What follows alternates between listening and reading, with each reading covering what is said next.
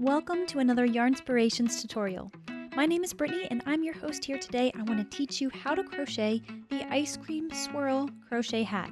This is a free pattern that you can find on yarnspirations.com. You can download the free pattern there as well as find your supplies list and order your yarn right on the same page. Now you want to get to that before we get started here. We're going to dive into the techniques that you'll need to know in order to crochet this hat. So let's get started.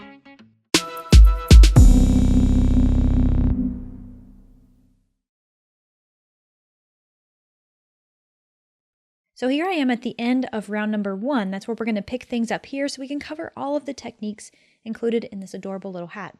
So I'm ready to join with the slip stitch to my first half double crochet. I'll ignore this chain 2 because we're not counting that as a stitch. I'll find that first post, insert my hook under both loops of that stitch, pull through and through. And this sets me up for rounds 2 through 5. This is our first repeat. We're going to start working on some of the texture. Now to start off the second round, we'll chain 2. And again, this chain 2 doesn't count as a stitch. And we're ready to move into the first stitch. Now a lot of us are familiar with the front post and back post double crochet. Well, this time we're going to be doing front post and back post half double crochets. The technique is the same, but of course we're not doing the double crochet, we're doing the half double. I'll wrap the yarn, find my first post and stick it just directly underneath. Yarn over and pull through, yarn over and then pull through all 3 loops. Next we're going to do the back post half double crochet.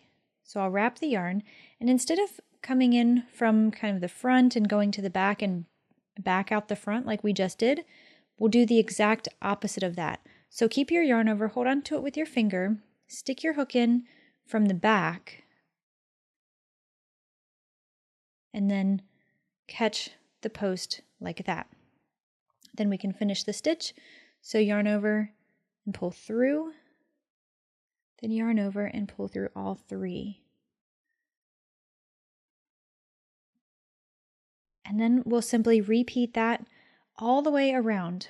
We'll wrap the yarn, do a front post, half double crochet,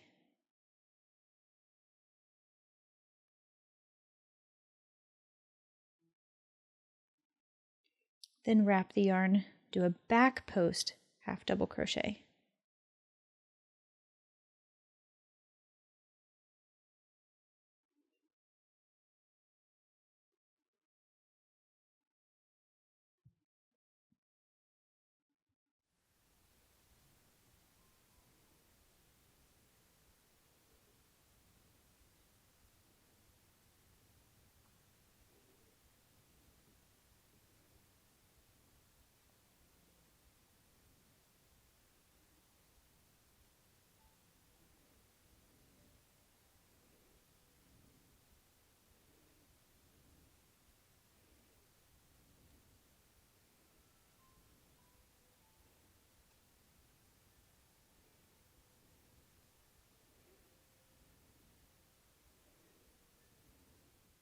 So here I am now, I'm at the end of round number 2. I finished up that repeat where I did an alternating front post and back post half double crochet.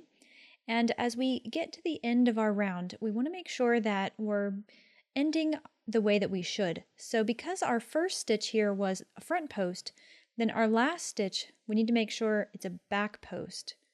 And that's so our pattern and our texture will kind of stay consistent throughout this round. So I'm working my last stitch, which is a back post, half double crochet, and then I'll find my first post. Again, remember we're not doing anything with those chain 2s, so I'll join with the slip stitch to my first stitch, which is that front post, half double crochet. So this is what the texture looks like on the front. We're going to work this repeat for 2 more rounds, for rounds 3, 4, and 5, and from there, we're almost finished with the cone portion of the hat. We'll pick up on a different stitch pattern after you've worked the next 3 rows, and then we'll see how to continue on with this hat. Once you've made it through round number 5, this is what your hat looks like. This is the cone portion again, so we've got this nice ribbed texture. And we're going to work now with the final 3 rounds for this color and for the cone itself. So to do this next round, I'm starting on round 6 now. I'll chain 1, and then for me, I'm not counting this chain 1 as a stitch, so I'll go ahead and make a single crochet in the first stitch. But for this round, we're working in the front loops only. So if you take a look at the top of your stitches, you'll see that each of them are V's. Now they're kind of positioned sideways at this view, but each side of that V, this is considered the front loop, and that one is considered the back loop. So we have front loop, back loop. We're just going to catch the front loop. Now for my first stitch, it's going to look a little different here. So I'll work my single crochet in that front loop only. Then I'll find my next stitch, my next V, which is right here. Grab that front loop and make a single crochet. So I'll continue on with this repeat, 1 single crochet into the front loop only of every stitch for round number 6. Then we just have 2 more very easy rows to wrap up the cone. Now I've reached the end of my round here on round number 6. I'll join with a slip stitch to my first single crochet to finish that off. And now we're ready to pick up on round 7. Now rounds 7 and 8 are the same. We'll chain 2, which again does not count as a half double crochet, and we're just going to make 1 half double crochet into every single stitch. We'll work under both loops of our V. So here I'm going to work my first half double crochet in my first stitch, so right where that chain 2 is coming from. And I'm doing that because the chain 2 does not count as a stitch. So I still need to have a stitch in my first single crochet from that previous round, but that chain 2 doesn't count as one. And then we'll just proceed with 1 half double crochet into every single stitch. When you get back around, you'll join with the slip stitch to your first half double crochet. You'll do this for rounds 7 and 8. So here's what your hat looks like after you finish through round 8. We have 1 final round, and it's going to be a really textured, very cool stitch here. Rather than work in the traditional direction, so from right to left for those of us who are right-handed, we're going to work from left to right and work the reverse single crochet. So this is going to be our first stitch. I'll swing my hook around, stick my hook through it, yarn over, pull through the stitch, then yarn over and pull through 2. And I'll find the next stitch, yarn over, pull up a loop, yarn over, pull through 2, and the next one, pull up a loop,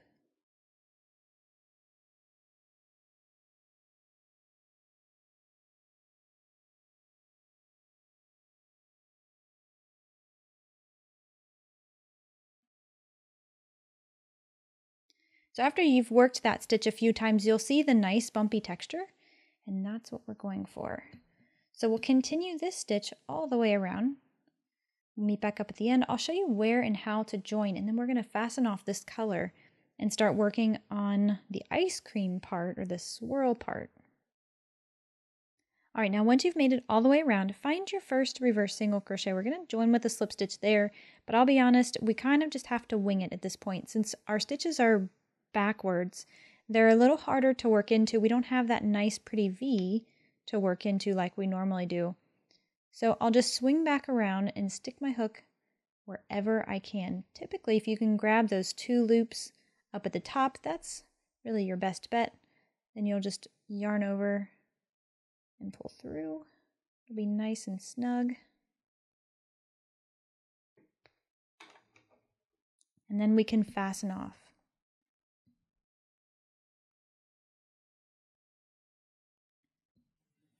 All right, so now we're ready to add in color B, But before we do that, we need to figure out where we're going to. And if you look at the instructions, initially you might be a little confused because we're picking up on the 5th round, and that 5th round is in this section right here.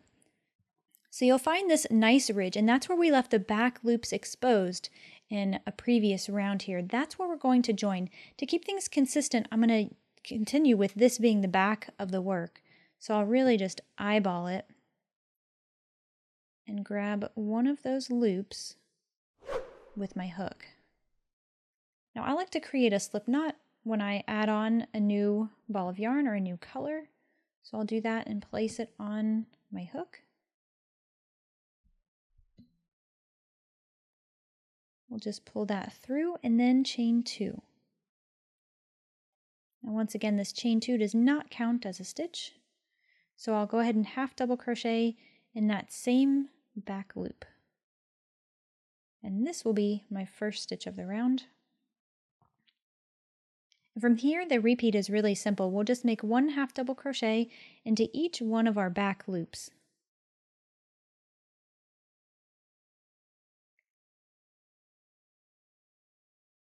I'm actually working over my join there, so it kind of looks like I skipped one, but there's really the space for that join. If you keep your work folded like this, you should have that loop just nice and easy for you to grab a hold of as you work your half double crochet stitches. So you can see it's right there on the top.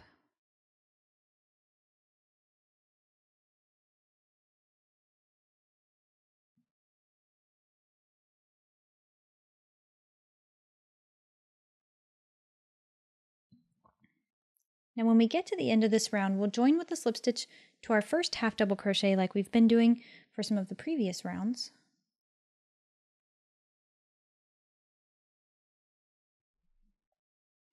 And then in rounds 7 and 8, we're going to start working with some texture once again.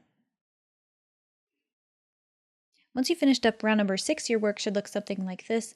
I've joined with the slip stitch to that first half double crochet, and we're ready to move on to round 7 and 8. We're going to incorporate a new stitch here, but it's really similar to what we did in the first few rounds for the cone. So we'll chain 2, and then find our first 2 posts. So that's my chain 2 right there. This is my first half double crochet, and this is my second half double crochet. So I'll focus my attention on the first one, and I'll do a front post double crochet.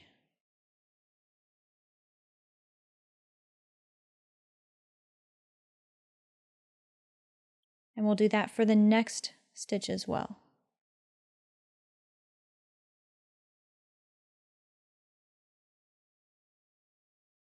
Then we'll transition to a back post double crochet, focusing on those next 2.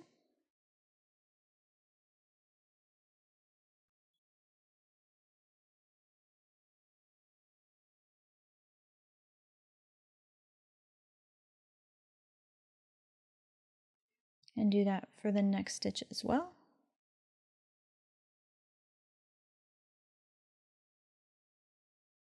And that's our repeat. We have 2 front post double crochets followed by 2 back post double crochets. And then we'll repeat. Find your next stitch, work a front post double crochet,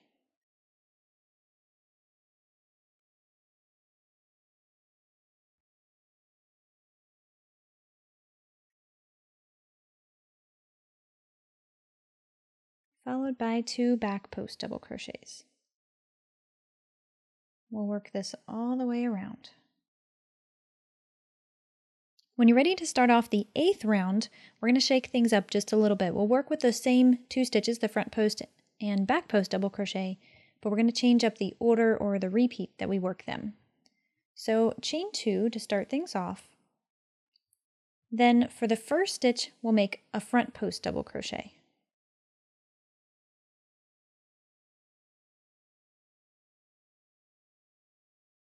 Then work a back post double crochet in the next 2. So I've got a front post here and a back post here.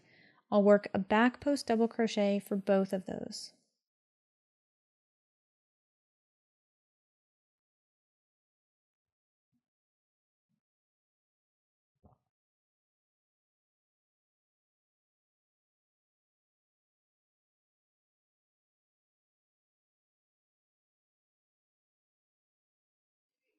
Then I'll reverse that order and make a front post double crochet for the next 2.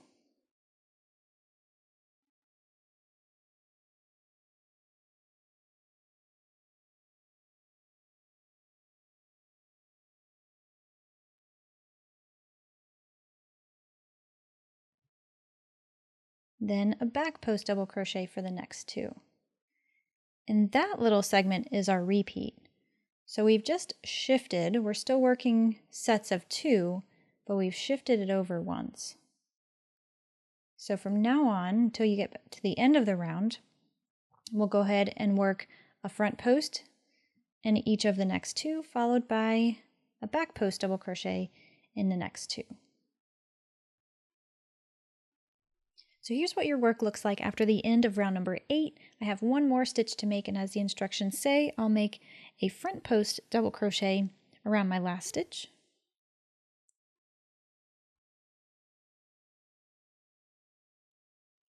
And then join with a slip stitch to my first front post double crochet to finish off that round. Now we just have about 11 rounds to go here to finish up the entire hat before we do our bind off and our drawstring closure. But I want to let you know not to be intimidated by what you see on the instructions. Everything from this point on is going to be utilizing a similar stitch pattern to what we've just covered here in these last 2 rows. There's just a slight variation from row to row. So take it one step at a time. So let's take a quick look at the written instructions so I can point out some of those differences to you.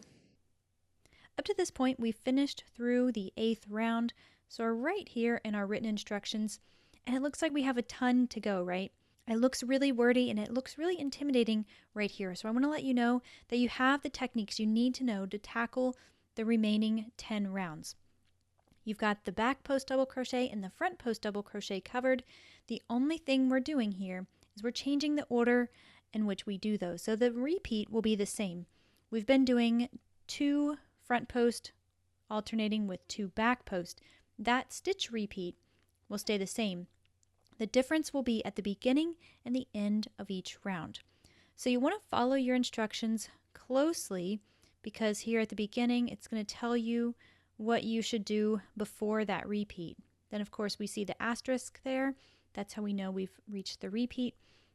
And then when you get to this last part, repeat from star to last 2 stitches, this is telling you what to do at the end of that round. So with that in mind, also think about the shape that we're trying to accomplish here. We're using the front post and back post double crochets as a form of creating some texture, and the reason why we're shifting around the order in which we're placing those is because we're creating a swirl. That's where the name comes from. So it'll look like a texture that's kind of slanted like this. So keep an eye on that, watch your work, kind of read it as you go, and then pay attention to each one of the instructions. Now when you get to round number 13, we're going to incorporate a little something different. Rather than decrease like we normally would at the crown of a hat, for this particular pattern we're just skipping stitches, and it's super simple. We don't have to think about it at all. We don't have to worry about doing any decreased stitches. We're just going to skip a stitch. So you'll see that instruction listed just like that, skip first stitch. Then you'll go into your repeat, and from here the repeat does change a little bit. Rather than doing groups of 2 front post and back post double crochets, we will transition to 1. So keep an eye on those numbers and just make sure you follow the instructions word for word. The other helpful little tip here is that it gives us our stitch count at the end of the rounds where we decrease. I always say it's a good idea to go ahead and count your stitches at the end of those rounds to make sure you're on the right track. Now we'll pick up next right here at the end after we fasten off that 19th round. I want to show you how to do this drawstring bind off here that it talks about. We'll cover how to embroider the sprinkles, and I'm going to add on a little pom-pom just for fun. After you finish through round number 19, this is what your hat should look like. I'm working on the larger of the 2 sizes, and you can see the texture, how it kind of spirals, and that's the result of how we were shifting things around as we went from one round to the next. Now the last thing we need to do is just fasten off. We'll create a little drawstring to close up this little hole that's at the top. So leave yourself a nice long tail. I usually do 6 to 8 inches or a little bit more. And then I'm just going to pull that tail. This is my working loop where my hook was. Just pull that through, make it nice and tight. And now you'll need to grab a darning needle.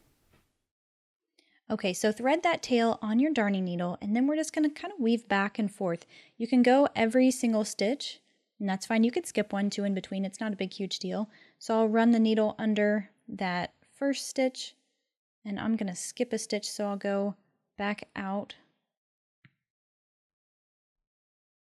Then I'll skip 1 and go in. Skip 1 and go out. And we'll just work this all the way around until we get back to the beginning where we first started. Now I like to try to end on an out, so where I've worked the needle to the outside of the work. And now, as long as you've done everything correct, if you pull on this tail, you'll see the opening close up. Just like that.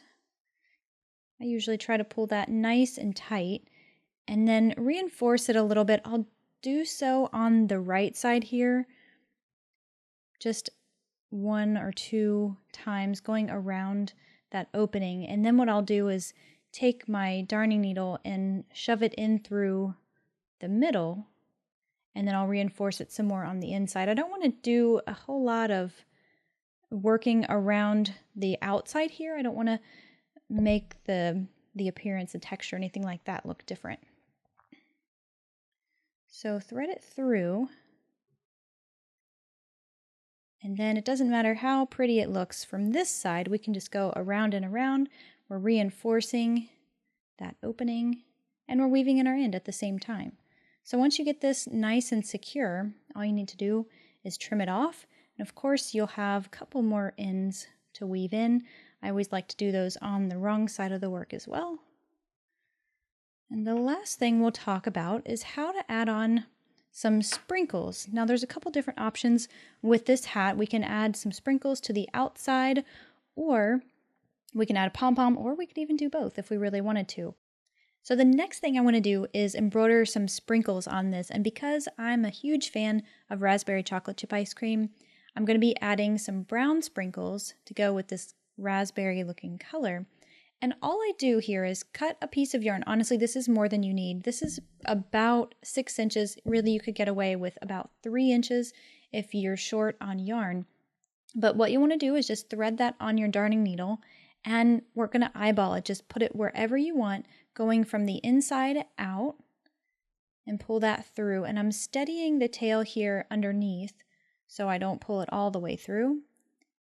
And then I'm just going to go down into the hat, and I'm spacing it about a ½ an inch or so. Then once you poke that through, you can let go with your darning needle, flip it to the inside, and tie it off. Now it's important that we don't tie it really tight here on this first knot, because if we do, then that will pretty much make it a tiny little sprinkle. We want it to have some length to it a little bit so we can still see. So once you get that first knot, then you can make your second knot a lot tighter. So that second knot's going to be the one holding it in place. It's always good to go with an extra knot just in case. And then we can simply trim these little ends. Now you're the artist here. You can choose however many sprinkles you want, and you could even add a pom-pom to it for a little bit more flair. But as of now, I hope you enjoyed this tutorial. I hope you enjoyed making this adorable little hat. I know my niece is going to look so cute in it, and I can't wait to share with her. I also can't wait to see what kind of hat you made. There are so many colors of Simply Soft, and there are so many different possibilities for ice cream choices here that you could use for this hat. So be sure to share them with me on social using hashtag #BHOOKED. You can find me on Instagram at BHOOKED and on Facebook at BHOOKED Crochet. I look forward to seeing you there.